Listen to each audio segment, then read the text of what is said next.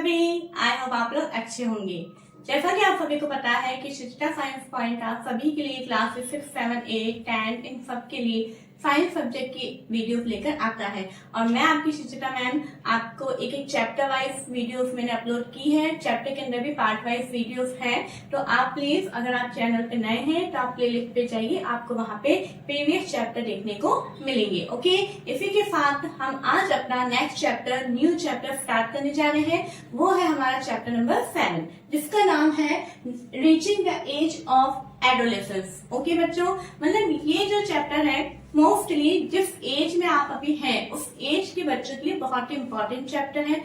इस चैप्टर के अंदर हम क्या पढ़ेंगे कि जो एज है हमारी कौन सी एडोलेसेंस वाली जो एज है, अभी एडोलेसेंस क्या होता है वो भी हम पढ़ेंगे। आप अभी देख रहे होंगे कि इस समय में आपके साथ में बहुत सारे चेंजेस आपकी बॉडी के अंदर हो रहे हैं। कुछ बच्चे आप देख रहे होंगे आपके फ्रेंड्स जो हैं बहुत ज्यादा एकदम से टॉल हो गए, कुछ टॉल नहीं हो रहे हैं, वो उतने ही है हाइट के। कुछ हमारी बॉडी शेप में चेंजेस आता है ना, हमारी वॉइस चेंज हमें नजर आती है। तो इस तरीके से बहुत सारी चीजें जो है हम इमोशनली मेंटली सारी चीजें हमारे अंदर बहुत सडनली चेंज हो रही है। ठीक है, तो ऐसा क्यों हो रहा है, इसके पीछे क्या रीजंस हैं, है ना, इन सबको हम क्या बोलते हैं, वो सारी चीजें हम इस चैप्टर में पढ़ेंगे। ओके बच्चों, तो स्टार्ट करते हैं हमारा आज का टॉपिक एडोलेसेंस के साथ में। एडोलेसेंस क्या होता है? The period of life, it means जीवन का वो समय, वो पीरियड जिसके अंदर when the body undergoes changes, जिसके अंदर बॉडी के अंदर बहुत सारे चेंजेस आते हैं leading to reproductive maturity is called adolescence. और इसके अंदर रिप्रोडक्शन की जो कैपेसिटी होती है वो भी मैच्योर होते जाते हैं, मतलब हमारी बॉडी जो है रिप्रोडक्शन के लिए भी मैच्योर हो जाती है। एक प्रोसेस को अपन क्या बोलते हैं? एडोलेसेंस बोलते हैं। इस टाइम पीरियड को हम एडोलेसेंस बोलते हैं। ठीक है, एडोलेसेंस की जो एज होती है वो कहाँ से स्टार्ट होती है? 11 ईयर से स्टार्ट होती है और 18 और 19 ईयर्स तक ये चलता है। ठीक है, अब यहाँ पे देखिए मैंने शॉर्ट में लिखी है सारी चीजें। 13 से लेके 18 और 19 तक का जो टाइम होता है, जो एज के होते हैं उन्हें हम क्या बोलते हैं? टीनेजर्स बोलते हैं। टीन एज, जैसे 13 लास्ट में क्या आ रहा है? टीन, 14, 15 टीन आ रहा है ना, तो इन 13 से लेके 19 ईयर तक के जो बच्चे होते हैं उन्हें हम क्या बोलते हैं? टीनेजर्स बोलते हैं। ठीक है, फिर यहाँ पे देखिए मैंने लिखा है गर्ल्स, ब्रैकेट में लिखा है मैंने 2 से 3 इयर्स और फिर मैंने साइन बनाया, फिर बॉयज लिखा है। मतलब क्या है कि बॉयज के कंपैरिजन में गर्ल्स में ये जो एडोलेसेंस पीरियड है वो 2 से 3 साल पहले ही स्टार्ट हो जाता है। ठीक है, इस तरह से मैंने इस लाइन को एक शॉर्ट फॉर्म में लिखा, आप भी इस तरह से लिखना। ठीक है बच्चों, अब देखिए नेक्स्ट हमारा टॉपिक आता है पर्वर्टी। पर्वर्टी क्या होता है? The human body undergoes several changes during adolescence, यानी इस एडोलेसेंस पीरियड के समय में हमारे ह्यूमन के अंदर बहुत सारे चेंजेस होते हैं। ठीक है, these changes mark the onset of puberty, और ये जो चेंजेस हमें देखने को मिलते हैं उसको अपन क्या बोलते हैं? पर्वर्टी बोलते हैं। ठीक है बच्चों, आई होप आपको चीज समझ में आ गई होगी। अब यहाँ पे देखिए puberty ends when an adolescent reaches reproductive maturity. जैसा कि अभी अपन ने पहले भी देखा था कि जो पर्वर्टी है, जो चेंजेस है वो एंड कब होते हैं, उनका अंत कब होता है? कि जब कोई भी ह्यूमन बॉडी जो है वो रिप्रोडक्टिव मैच्योरिटी में आ जाएगा, मतलब वो रिप्रोडक्शन करने योग्य हो जाएगा, उसको अपन बोलते हैं पर्वर्टी एंड्स। ठीक है, अब यहाँ पे हमारे देखिए चेंजेस एट पर्वर्टी, इट मीन्स पर्वर्टी के अंदर क्या क्या चेंजेस होते हैं हमारी बॉडी में। सबसे पहला है इंक्रीज इन हाइट, हाइट में इंक्रीज होता है, change in body shape change होता है, वॉइस चेंज, आवाज बदल जाती है। ठीक है, increase activity to sweat and sebaceous gland, और हमारी बॉडी में कुछ ग्लैंड्स नई बनने लगती हैं, मतलब एक्टिव हो जाती है, जैसे कि स्वेट ग्लैंड्स और सेबेसियस। इसके बारे में हम डिटेल में पढ़ेंगे। ठीक है, फिर 5th पॉइंट है डेवलपमेंट ऑफ सेक्स ऑर्गन्स, इनका विकास होने लग जाता है। फिर reaching mental, intellectual and emotional maturity. ठीक है, इट मीन्स क्या है कि इस समय व्यक्ति जो है मानसिक रूप से, फिजिकली तो वो डेवलप हो ही होता है, परंतु मेंटल यानी जो है मानसिक रूप से, भावनात्मक रूप से भी वो मैच्योर हो रहा होता है। इट मीन्स क्या है, अभी छोटे बच्चों को डांट दो फिर उससे इतना फर्क नहीं पड़ता, लेकिन अभी आपके एज के बच्चों को डांट दो तो उसके ईगो का हर्ट हो जाता है। ठीक है, तो फिर अपन बोलते हैं इमोशनली, मतलब उसके अंदर इतनी समझ आने लग जाती है कि क्या सही है क्या गलत है, वो किसी को देख के, सामने वाली किसी परिस्थिति को देख के वो जजमेंट कर सकता है कि वो सही हो रहा है या गलत हो रहा है। ठीक है बच्चों, अब हम यहाँ पे देखिए, मैंने यहाँ पे जितने भी चेंजेस उनको पहले एक साथ लिखे हैं, क्योंकि कई बार क्या क्वेश्चन आ जाता है कि only explain the changes at puberty. Puberty के समय क्या क्या चेंजेस हो रहे हैं उनको लिखिए, तो आपको सारे पॉइंट याद होने चाहिए। अब हम क्या करेंगे, एक एक पॉइंट हम डिटेल में देखेंगे। ओके, फर्स्ट पॉइंट है हमारा increase in height. Okay, at this time the long bones, that is the bones of the arms and the legs, elongate and make a person tall। अब अपन कहते हैं कि इसमें हाइट बढ़ती है, तो हाइट कैसे बढ़ती है, जो लॉन्ग बोन्स होती है जैसे कि हमारे लेग्स की, हमारे हैंड्स की, तो ये सारे जो लॉन्ग बोन्स होती है वो इलांगेट होने लगती है, यानी बोन्स में जो है ग्रोथ होने लगती है, जिसकी वजह से मनुष्य का शरीर भी लंबा लगता है। ठीक है, अब यहाँ पे देखिए एक फॉर्मूला है हमारे पास में, फुल हाइट। जैसे कि अभी आपके जिस एज में जो हाइट है वो हाइट एकदम सही है या गलत है, मतलब कम है या ज्यादा है। ठीक है, तो वो पता करने के लिए एक यहाँ पे फॉर्मूला है, फुल हाइट करके is equal to present height, यानी जो अभी आपके समय आपकी अभी करंट में जो हाइट है, जैसे मान लो 120 सेंटीमीटर है या 150 या 140 है, ठीक है, सेंटीमीटर में लेना है हमें, upon percent of full height at this age. आपने देखा होगा आपके बुक में एक चार्ट बना हुआ है, ठीक है, उसके अंदर सारा दे रखा है कि हर एक एज के अंदर बॉयज और गर्ल्स का कितना परसेंट होना चाहिए, वो दे रखा है इंटू 100। ठीक है, अब देखिए यहाँ पे जैसे कि एग्जाम्पल है, एक बॉय है जिसकी एज 9 इयर्स और उसकी अभी हाइट है 120 सेंटीमीटर, तो क्या इसकी हाइट सही है, कम या ज्यादा होनी, कम है या ज्यादा है या सही है या फिर कितनी होनी चाहिए, तो ये पता करने के लिए हम इसको फॉर्मूला में रखेंगे। जैसे हमारा प्रेजेंट हाइट कितना उसका 120 और 9 इयर्स, और बॉय क्या आप कॉलम में देखेंगे तो उसके परसेंट है 75, तो हमने 75 लिखा इंटू 100। अब आप इसको सॉल्व करो, 25 का अगर हम करते हैं तो हमारा क्या हो गया,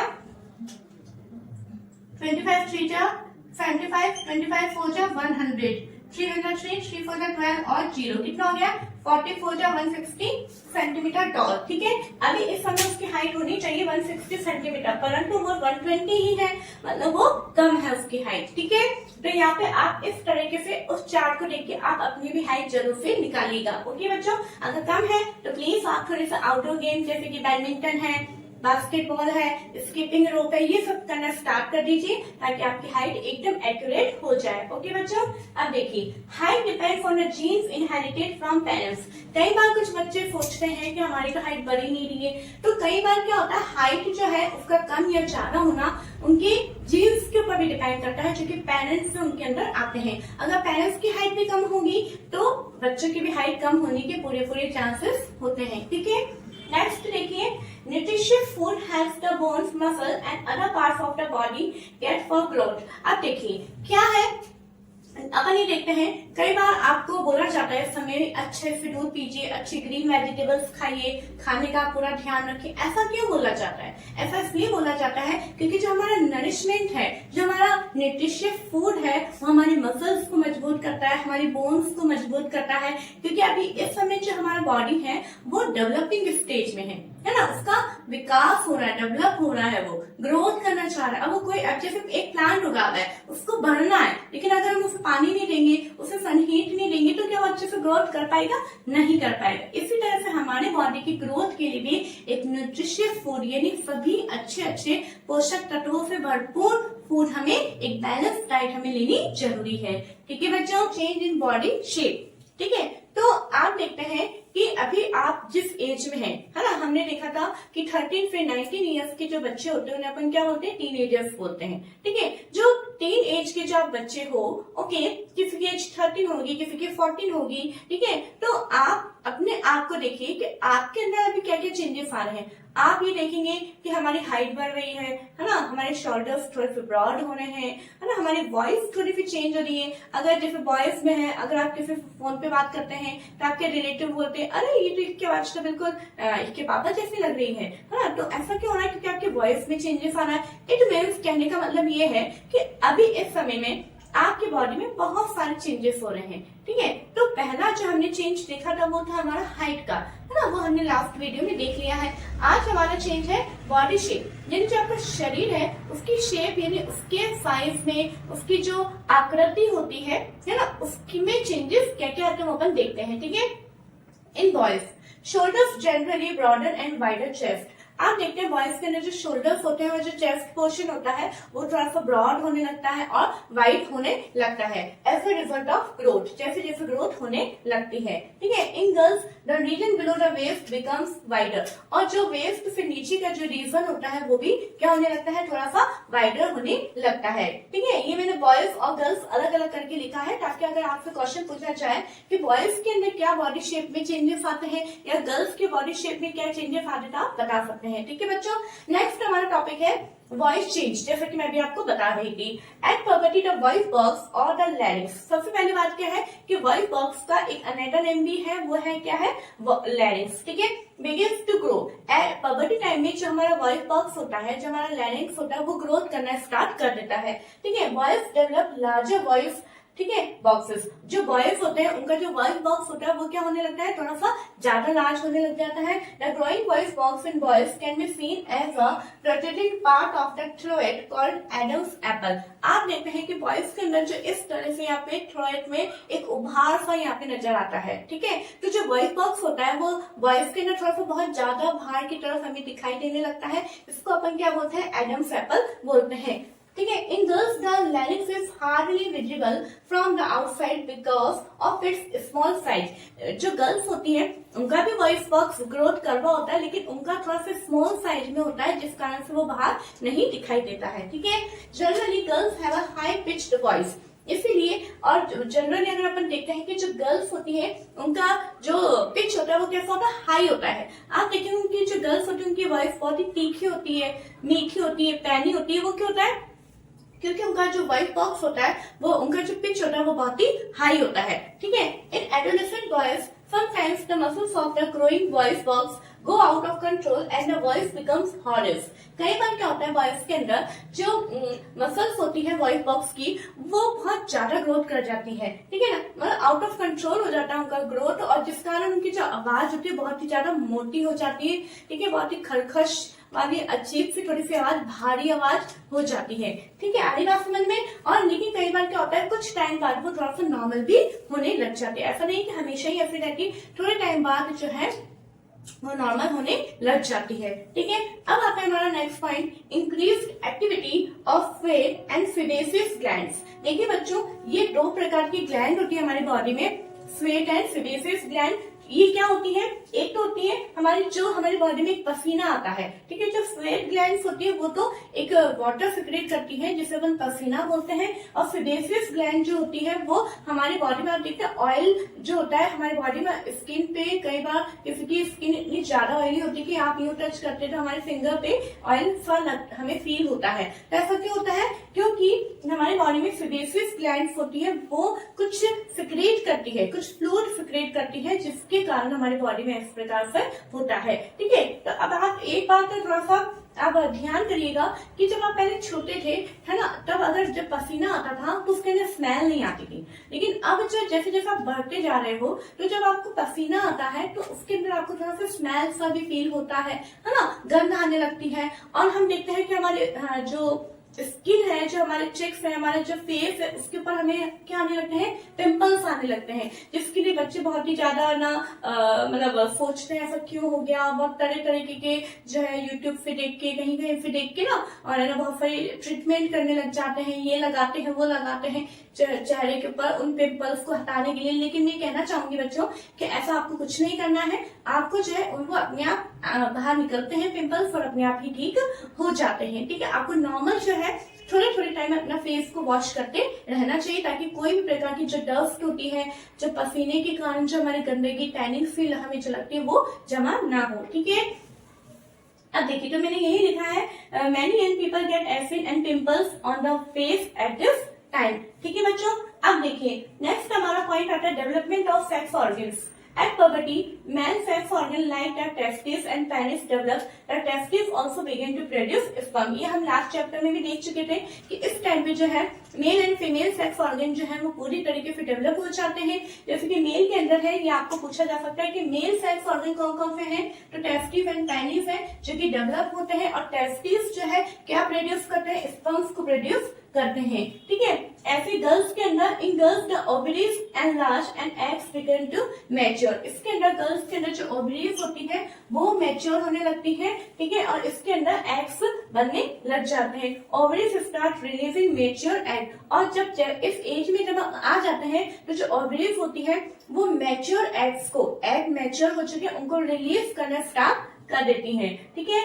नेक्स्ट पॉइंट आता है हमारा reaching mental, intellectual and emotional maturity. ये जो पॉइंट है बच्चों बहुत इंपॉर्टेंट पॉइंट है। अगर हम देखें, आप देखते हैं कि कई बार जैसे हमें कोई डांट देता है तो हम बहुत ही ज्यादा इमोशनली थोड़ा सा अपसेट हो जाते हैं। बहुत 2-3 घंटे तक हमारा मूड ही स्विंग रहता है, हमारे को कोई भी अच्छा नहीं लगता है ना। तो ये क्या है, ये है हमारे इमोशनल, है ना। हम थोड़ा सा मेच्योर होने लग गए, अब हमें फर्क पड़ने लग गया है। कोई हमें डांट रहा है, हमारी कोई गलती नहीं, तब भी हमें कोई कुछ बोल रहा है तो हमें ऐसा लगता है इसने ऐसा हमें क्यों बोल दिया, है ना। कई बार आपको सही गलत का मतलब समझ में आने लगता है, आपको ये समझ में आने लगता है कि ना मैं अगर कुछ सामने कुछ होता हुआ देख रहा हूँ तो या देख रही हूँ तो क्या वो सही है या गलत है, या किसी ने किसी के साथ कुछ बिहेव करा तो वो सही है या गलत है। मतलब इतनी आप में एक अंडरस्टैंडिंग पावर जनरेट होने लग जाती है। आप अपने बारे में सोचने लग जाते हो कि मुझे फ्यूचर के अंदर क्या करना है। तो थिंकिंग एबिलिटी भी आपकी इस एज में डेवलप होने लगती है।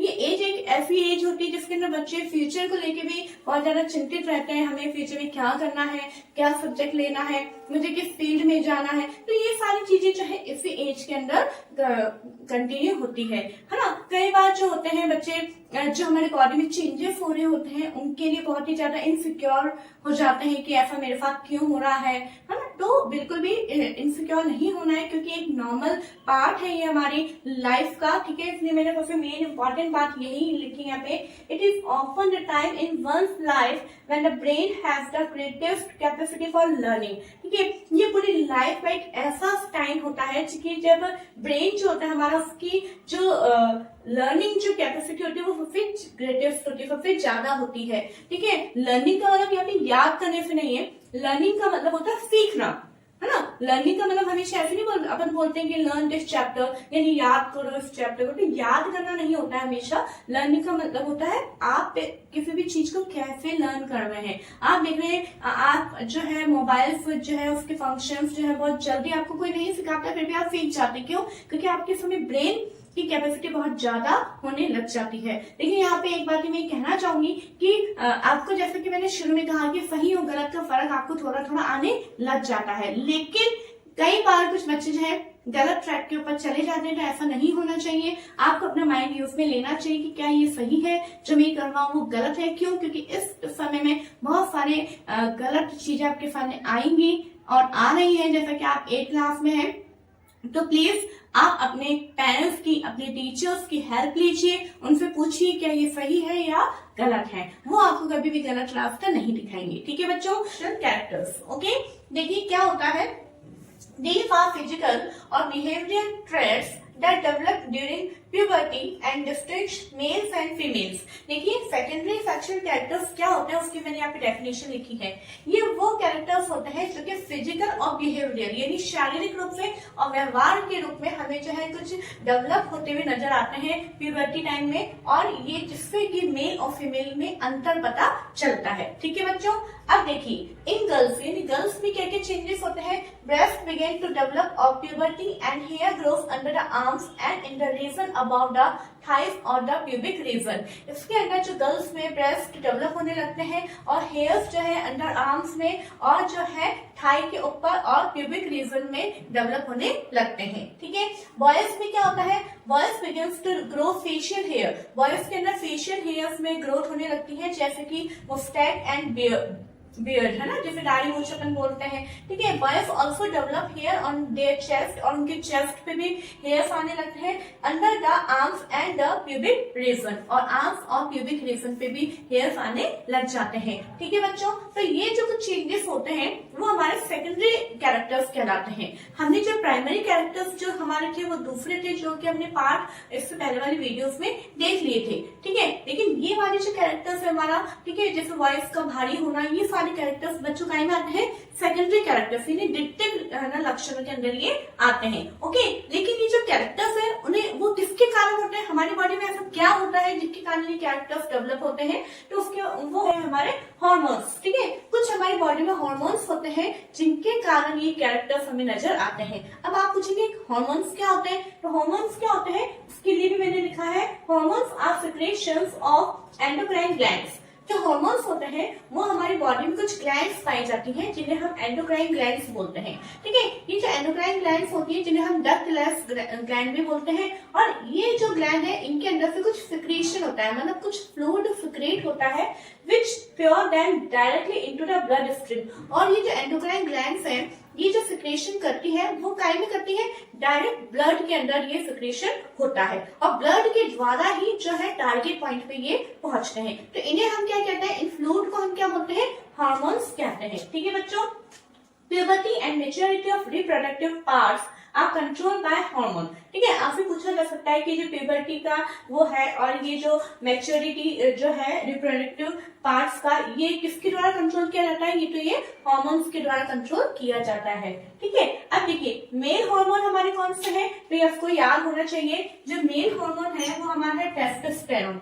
ठीक है, क्या है हमारा, टेस्टोस्टेरोन है, और फीमेल हार्मोन जो है वो क्या है हमारा है एस्ट्रोजन। ठीक है, ये आपको याद करने दोनों जरूरी है, तभी देखिए मैंने स्टार मार्क किया है। मेल हार्मोन कौन सा है, टेस्टोस्टेरोन, और फीमेल हार्मोन है हमारा एस्ट्रोजन। ओके, अब ये एस्ट्रोजन जो है वो क्या काम करता है, एक तो मैं ये बताना चाहूंगी कि जो टेस्टोस्टेरोन और जो एस्ट्रोजन जो दोनों मेल हार्मोन और फीमेल हार्मोन है वो हमारे सबसे पहले तो अपन ने देखा था कि जो टेस्टिस के द्वारा जो स्पर्म फॉर्मेशन होता है उसके अंदर हेल्प करता है, प्लस सेकेंडरी सेक्शुअल कैरेक्टर्स में हेल्प करते हैं। ऐसे जो हमारा एस्ट्रोजन है वो ओवरीज के द्वारा जो ओवम प्रोडक्ट होता है उसके अंदर हेल्प करता है और हमारे सेकेंडरी कैरेक्टर्स में हेल्प करता है।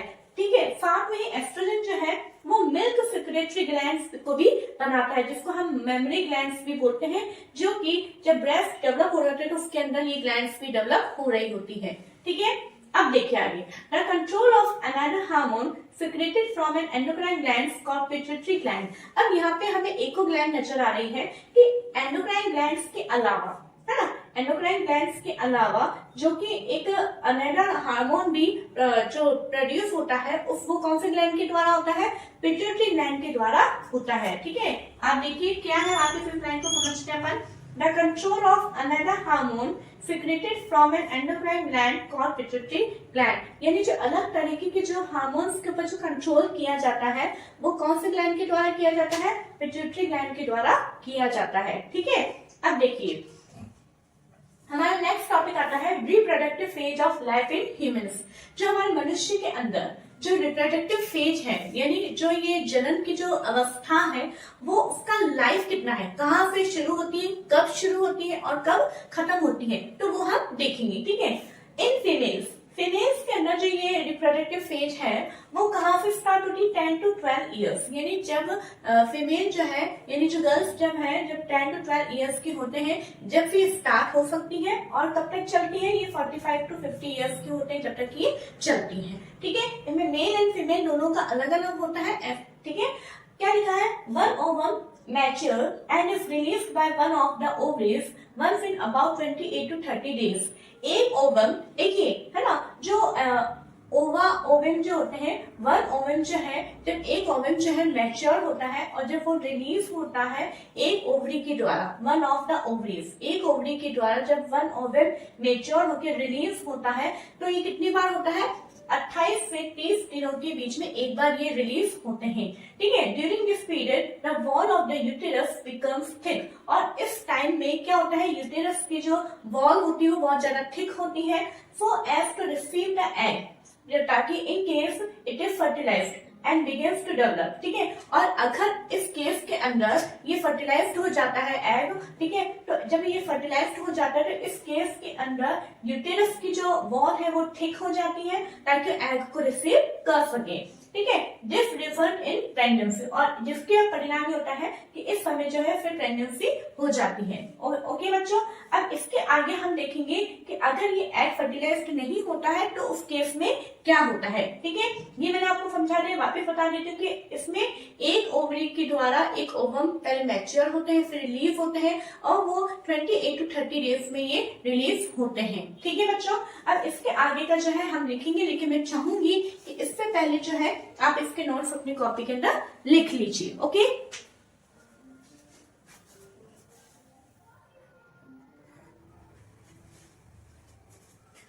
ओके बच्चों, अब देखिए आगे का हम देखेंगे। जैसे कि मैंने बताया था कि अगर फर्टिलाइजेशन नहीं होगा तो क्या होगा, ठीक है। तो if fertilization does not occur, the released egg and the thicken lining of the uterus along with its blood vessels are shed off। तो क्या होता है कि अगर फर्टिलाइजेशन नहीं होगा तो जो एग रिलीज हुआ है, ठीक है, वो रिलीज एग और जो हमारी यूटेरस की जो लाइनिंग है, जो वॉल्स उसकी जो थिक हो गई थी, जो कि ब्लड वेसल से जुड़ी हुई है, वो क्या होंगी, वो शेड ऑफ हो जाएंगी, जिसके कारण this causes bleeding in women which is called menstruation, जिसके कारण ब्लीडिंग होना स्टार्ट हो जाती है, जिसको हम मेंस्ट्रुएशन प्रोसेस बोलते हैं, ठीक है। अब हमारा नेक्स्ट टर्म आता है मेनार्की। देखिए जैसे बच्चों आपके बुक में ये दोनों सारी चीजें एक साथ लिखी हुई है, लेकिन मैंने जो एक साथ ना लिख के टर्म्स लिख के हेडिंग लिख के फिर उसके बाद में उसके लिए लिखा है, ताकि अगर उस पैराग्राफ में से केवल ये पूछा जाए व्हाट इज मेनार्की या डिफाइन मेनार्की या फिर डिफाइन मेनोपॉज, ठीक है, या फिर डिफाइन मेंस्ट्रुएशन, तो आप आराम से उनके आंसर दे सकते हैं, ठीक है। अब देखिए वो define menarche, the first menstruation flow begins at puberty and is termed menarche। It means जब puberty age स्टार्ट होती है, जब फर्स्ट मेंस्ट्रुएशन साइकिल स्टार्ट होना है हमारा, ठीक है, तो उस टाइम को, उस प्रोसेस को क्या बोला जाता है, एक टर्म दी जाती है जिसको हम बोलते हैं मेनार्की। ओके, नेक्स्ट आता है मेनोपॉज। ये क्या होता है, eight 45 to 50 years of age the menstruation cycle stoppage of menstruation is termed menopause, ठीक है। अब देखिए क्या होता है, जैसे कि अभी मैंने थोड़ी देर पहले बताया था कि जो हमारी जो रिप्रोडक्टिव फेज है वो 45 to 50 years में जाके खत्म होती है, ठीक है। तो जब 45 to 50 years के एज में मेंस्ट्रुएशन साइकिल स्टॉप हो जाता है, ठीक है, तो ये जो स्टॉप होना, ये जो बंद होना, उसी को ही एक टर्म दिया जाता है, उसको हम बोलते हैं मेनोपॉज, ठीक है। अब देखिए आई होप आपको समझ में आ गया होगा। नेक्स्ट टॉपिक है हमारा sex determination of the baby. It means जो बेबी बन रहा होता है वो बॉय बनेगा या गर्ल बनेगा, तो उसका जो लिंग निर्धारण है वो कैसे पता होगा, कैसे निर्धारित होता है, वो हम देखेंगे, ठीक है। जाइगोट और fertilized egg is the instruction for determining the sex of the baby. सबसे पहले आपको पता होना चाहिए, जैसे कि हमने देखा था कि जो है फर्टिलाइजेशन क्या होता है, पहले आपको थोड़ा सा मैं रिकॉल करवा दूं कि जब स्पर्म ओवम से फ्यूजन होता है, जब एक स्पर्म और ओवम का जब फ्यूजन होता है तब उस प्रोसेस को हम फर्टिलाइजेशन बोलते हैं, ठीक है। तो फर्टिलाइजेशन होने पे जो बनता है उसको अपन क्या बोलते हैं, जाइगोट बोलते हैं। देखिए जैसे मैं आपको बताना चाहती हूँ कि जैसे फॉर एग्जाम्पल ये एक गैमेट है और ये एक गैमेट है, जब दोनों मिलके एक नई सेल बनाते हैं तो उसको हम बोलते हैं जाइगोट, ठीक है। ये एक गैमेट है और ये भी एक गैमेट है। फॉर एग्जाम्पल एक स्पर्म है और एक ओवम है, ठीक है। तो ये दोनों गैमेट मिलके जो ये एक सेल बनाते हैं, जिसको हम क्या बोलते हैं, जाइगोट, क्या बोलते हैं, जाइगोट। और जाइगोट भी बोलते हैं और साथ में हम उसको फर्टिलाइज्ड एग भी बोल सकते हैं। क्यों, क्योंकि एग को स्पर्म के द्वारा फर्टिलाइज्ड किया गया है, इसलिए हम इसको फर्टिलाइज्ड एग भी बोल सकते हैं, ठीक है। तो जब ये नई सेल बन गई है, नया जाइगोट बन गया है, तो जो जाइगोट है, zygote is the instruction for the determining the sex of the baby. मतलब कौन सा स्पर्म कौन से ओवम से जुड़ेगा और जुड़ने पे कौन सा जाइगोट बना है, ये यहीं पे ही ये इंस्ट्रक्ट कर देता है, यहाँ पे ये सूचना दे देता है, एक तरह से बता देता है जाइगोट कि बेबी बने, ये बेबी गर्ल होगा या फिर बॉय होगा, ठीक है, यहाँ पे ये बता देता है। अब ये कैसे होता है वो देखेंगे अपन। क्रोमोसोम्स जो कि थ्रेड लाइक स्ट्रक्चर होती है, क्रोमोसोम कैसी होती है, इधर देखिए जैसे ये एक तरह से यू थ्रेड लाइक यानी धागे नुमा एक स्ट्रक्चर होती है, आप present inside the nucleus of cell. यानी जो जाइगोट है, जाइगोट भी क्या एक प्रकार का सेल है, एक कोशिका है ना। आपको ध्यान हो तो मैंने आपको पहले भी एक बार बताया था कि हमारा जो पूरा बॉडी है वो एक वन सेल से बना है ना। हमने सेल जो चैप्टर हमने पहले भी पढ़ा था कि जो हमारा सेल होता है, जो कोशिका होती है, उसी से ही वो हमारी सबसे क्या है, functional unit of the body. Okay, body की सबसे पहली स्मॉलेस्ट यूनिट हमारी क्या होती है, सेल। फिर बहुत सारे सेल मिलकर क्या बनता है, टिश्यू। फिर बहुत सारे टिश्यूज मिलकर क्या बनती है, ऑर्गन। फिर बहुत सारे ऑर्गन मिलकर ऑर्गन सिस्टम, एंड बहुत सारे ऑर्गन सिस्टम मिलकर क्या बनती है, एक पूरी बॉडी बनती है, ठीक है बच्चों। तो यहाँ पे जो कि जाइगोट बना है, जो सेल बना है, तो हर एक सेल के अंदर क्या प्रेजेंट होते हैं, क्रोमोसोम प्रेजेंट होते हैं, ठीक है, inside the nucleus of cell. और ये सेल में भी किसके अंदर प्रेजेंट होते हैं, सेल के न्यूक्लियस में, ठीक है ना। देखिए क्या होता होता है, जैसे कि ये हमारी एक सेल है, सेल के अंदर सेंटर में एक पोर्शन होता है जिसको हम बोलते हैं न्यूक्लियस, जिसको केंद्रक बोला जाता है। तो इस न्यूक्लियस के अंदर जो है ये क्रोमोसोम्स प्रेजेंट होते हैं, ठीक है। अब ये क्रोमोसोम्स कितने होते हैं, देखिए मैंने इसको अलग थ्योरी में नहीं लिखा है, मैंने इसको इस तरह से लिखा है ताकि आपको अच्छे से समझ में आ जाए। नंबर ऑफ क्रोमोसोम, ये क्वेश्चन पूछा जाता है, क्रोमोसोम्स कितने होते हैं, तो 23 पेयर। देखो दोनों तरीके से क्वेश्चन पूछा जा सकता है, या तो पेयर में पूछा जाएगा यानी कितने जोड़े हैं, या फिर टोटल कितना है वो पूछा जाता है। तो पेयर कितने हैं, 23 पेयर, 23 जोड़े होते हैं। और जब जोड़े हैं यानी एक पेयर में कितने हो गए, 2 हो गए, तो 23 पेयर्स इंटू 2 हम करेंगे तो टोटल कितने क्रोमोसोम्स हो गए, 46। ये यहाँ पे ह्यूमन बीइंग की बात हो रही है, ह्यूमन के अंदर 46 क्रोमोसोम्स प्रेजेंट होते हैं, ठीक है। अब यहाँ पे देखिए इनमें से जो सेक्स क्रोमोसोम्स होते हैं वो कितने होते हैं, 2। कितने होते हैं, 2 होते हैं। जैसे फीमेल के अंदर जिसके अंदर जो 2 क्रोमोसोम प्रेजेंट होते हैं उन्हें हम डबल एक्स से डिनोट करते हैं, और मेल के अंदर एक एक्स और एक वाई, ये दोनों होते हैं, ठीक है। अब देखिए सेक्स डिटर्मिनेशन होता कैसे है वो मैं आपको बताती हूँ। जैसे कि एक्स और वाई ये किसके हैं, मेल के हैं, मतलब एक एक्स का स्पर्म और एक वाई का स्पर्म। अगर एक्स स्पर्म जो है फीमेल के एक्स एग से कांटेक्ट में आता है तो क्या बनेगा, एक्स एक्स से कांटेक्ट में आता है तो क्या बनेगा, बॉय बनेगा। अगर स्पर्म का वाई स्पर्म जो है एक्स ओवम से कांटेक्ट में आता है तो क्या बनेगा, एक्स वाई, और एक्स वाई किसका होता है, गर्ल का होता है। तो ये आपको चार्ट अपनी कॉपी में भी आपको बनाना है ताकि आपको इजीली आराम से ये याद हो सके। एक बार वापस बता रही हूँ, सेक्स क्रोमोसोम कितने होते हैं, 2 होते हैं, ठीक है। फीमेल का जो क्रोमोसोम होता है उसका साइन होता है डबल एक्स और मेल का होता है एक्स वाई, ठीक है। हमने देखा था कि जो स्पर्म है वो एग को फर्टिलाइज करता है, तो यानी जो सेक्स डिटर्मिनेशन है वो किसके ऊपर डिपेंड हो रहा है, वो फादर के ऊपर डिपेंड होता है। यानी फादर का अगर एक्स क्रोमोसोम मदर के एक्स क्रोमोसोम से मिलता है तो क्या बनेगा, बॉय बनेगा, और अगर वाई स्पर्म जो है एक्स उससे मिलता है तो क्या बनता है, गर्ल बनती है, ठीक है। आई होप आपको समझ में आ गया होगा। अब देखिए अब हमारा क्या होता है बच्चों, ये जो हमने जो 2 सेक्स हार्मोन्स के बारे में पढ़ा था, टेस्टोस्टेरोन और एस्ट्रोजन, इसके अलावा भी हमारे बॉडी में बहुत सारे हार्मोन प्रेजेंट होते हैं। तो उन्हीं हार्मोन्स का मैंने यहाँ पे जैसे आपकी थ्योरी लिखा हुआ है, मैंने थ्योरी को मैंने एक चार्ट के फॉर्म में यहाँ लिख दिया है ताकि आपको आसानी से याद हो जाएगी। देखिए फर्स्ट है हमारा थायराइड ग्लैंड, ओके। क्या है हमारा थायराइड ग्लैंड, थायराइड ग्लैंड जो है वो कहाँ प्रेजेंट होती है, यहाँ पे गले में, थ्रोएट में प्रेजेंट होती है, ठीक है। ये कौन सा हार्मोन सिक्रेट करती है, थायरॉक्सिन, ओके। और ये थायरॉक्सिन हार्मोन की जब कमी हो जाती है तो कौन सी डिसीज होती है, गॉइटर। ये आपको इसी तरह से लिखना ताकि आपको याद हो जाएगा। थायराइड ग्लैंड होती है, थायराइड ग्लैंड से थायरॉक्सिन हार्मोन सिक्रेट होता है और इसकी कमी से गॉइटर बीमारी होती है, ठीक है। अब देखिए नेक्स्ट हमारा पैंक्रियास ग्लैंड, पैंक्रियास ग्लैंड जो इंसुलिन हार्मोन सिक्रेट करती है और इसकी कमी से डायबिटीज बीमारी हो जाती है। आपने सुना है शुगर जो है बहुत आम बीमारी हो गई है आजकल, है ना। ये कैसे होता है, हमारे बॉडी में क्या होता है, पैंक्रियास होता है जो कि इंसुलिन बनाता है। अब ये इंसुलिन जो है ब्लड के अंदर फ्लो होता है, लेकिन जब अगर इंसुलिन कम होने लग जाएगा तो ब्लड में जो है इंसुलिन का क्या काम होता है, हमारे ब्लड का जो शुगर लेवल होता है उसको कंट्रोल करता है, ब्लड में जो शुगर होती है उसको कंट्रोल करता है। लेकिन अगर इंसुलिन ही कम बनने लग जाएगा, है ना, इंसुलिन कम फ्लो होगा ब्लड के अंदर तो क्या होगा, ब्लड का जो शुगर लेवल है वो हाई होने लग जाएगा। इसलिए आप सुनते होंगे कि शुगर की प्रॉब्लम है, शुगर की प्रॉब्लम यानी उनके ब्लड का शुगर लेवल हाई होने लग गया है। तो यहाँ पे अगर इंसुलिन हार्मोन की कमी हो जाती है तो डायबिटीज या फिर शुगर की प्रॉब्लम होती है। फिर आपने सुना होगा किसी किसी को इंसुलिन के इंजेक्शन लगते हैं, क्यों लगते हैं, क्योंकि जब उसकी शुगर बहुत ज्यादा हाई हो जाती है तो उसकी बहुत ज्यादा हेल्थ इश्यूज होने लगते हैं, तो उसके लिए फिर बाहर से आर्टिफिशियल उसको इंसुलिन जो है ब्लड के अंदर इंजेक्ट किया जाता है, ठीक है बच्चों। नेक्स्ट हमारी ग्लैंड आती है एड्रिनल ग्लैंड। एड्रिनल ग्लैंड जो है कौन सा हार्मोन सिक्रेट करती है, adrenaline, okay.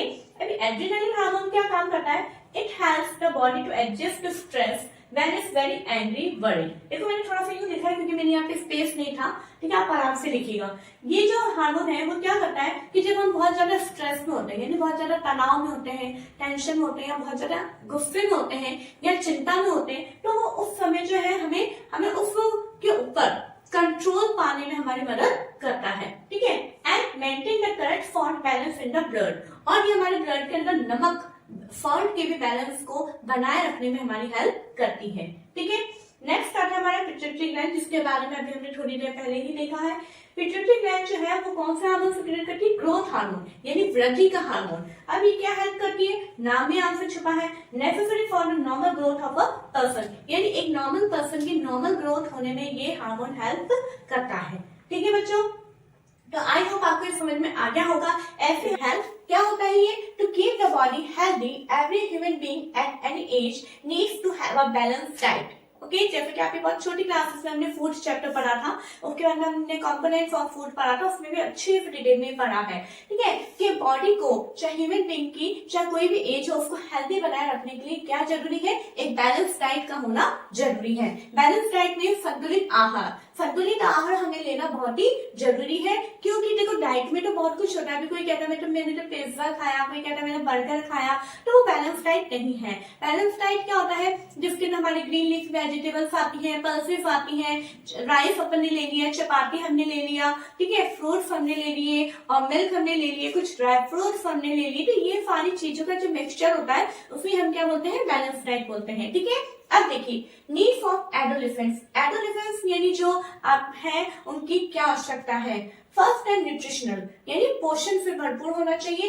Adolescence is a stage of rapid growth and development. Adolescence की जो एक अवस्था है वो ऐसी अवस्था है, एक ऐसी स्टेज है जहाँ पे लगातार डेवलपमेंट एंड ग्रोथ होता है। ठीक है, the diet for an adolescent has to be balance diet. Okay, balance diet क्या होती है? It means that the meals include proteins, carbohydrates, fats and vitamins in requested proportions. ठीक है, यानी इसके अंदर बैलेंस डाइट वो होती है जिसके अंदर प्रोटीन्स, कार्बोहाइड्रेट, विटामिन्स, फैट, ठीक है, ये सारी चीजें जो है एक सही प्रोपोर्शन में होनी चाहिए। ये नहीं कि अच्छा दूध पीना बहुत अच्छी बात है, हम दिन भर दूध ही पी रहे हैं, या फिर दालें अच्छी तो हम दिन भर ज्यादा से ज्यादा हमने दाल ही पीनी, नहीं, ऐसा नहीं है।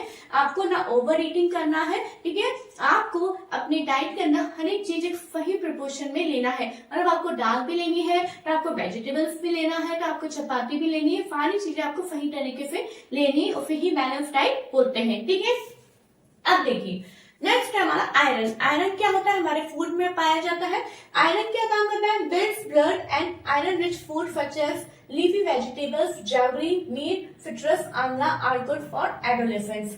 आयरन क्या काम करता है? वो ब्लड को बनाता है, बिल्ड ब्लड यानी ब्लड को वो बनाता है। ठीक है, और आयरन के अंदर कौन कौन से फूड में पाया जाता है? लीफी वेजिटेबल्स यानी जो हरे पत्तेदार सब्जियां होती है, ठीक है, उनके अंदर पाया जाता है। जैगरी में जो गुड़ होता है उसमें, मीट में सिट्रस यानी जो खट्टे फल होते हैं उनमें, और आंवला में, ये सारी चीजें इनमें पाया जाता है और ये एडोलेसेंस के लिए बहुत ही अच्छे होते हैं। और अब आपको इस समय अपने आप को देखना है, क्या मैं ये चीजें खा रहा हूँ या खा रही हूँ? कहीं ऐसा तो नहीं है सब्जी में धनिया की पत्ती आ गई तो हम उसे साइड कर देते हैं, नहीं, ऐसा नहीं होना चाहिए। आंवला बच्चों को पसंद नहीं आता है, लेकिन आंवला बहुत अच्छा होता है बच्चों आप सभी के लिए।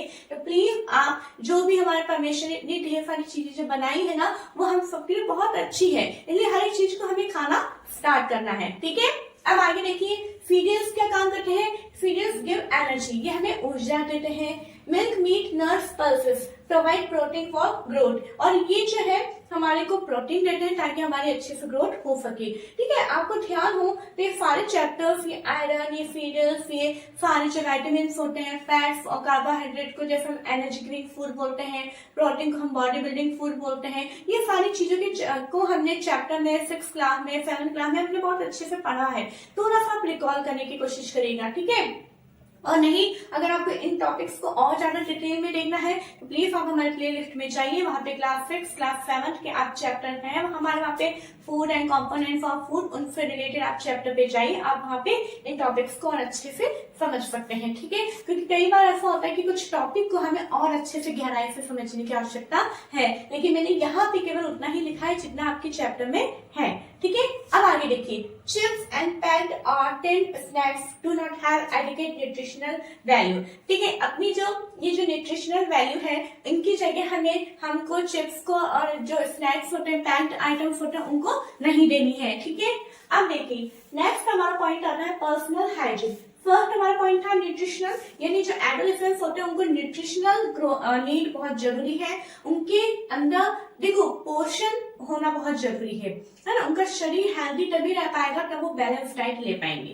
ठीक है, सेकंड पॉइंट का बहुत इंपॉर्टेंट पॉइंट है ये, इसका हमें हर एक ह्यूमन बीइंग को एडोलेसेंस को बहुत ही स्पेशली ध्यान रखना है, वो है हमारा पर्सनल हाइजीन। पर्सनल हाइजीन क्या होता है बच्चों, कि अपने खुद की व्यक्तिगत स्वच्छता, यानी आपको अपना खुद का बॉडी का साफ सफाई का, ठीक है, कैसे आपको रहना है, कैसे आपको करना है, वो पूरा आपको खुद को ध्यान में रखना पड़ेगा। वो कैसे, थोड़े से पॉइंट को अपन देख लेते हैं। फर्स्ट पॉइंट है everyone should have a bath at least once every day.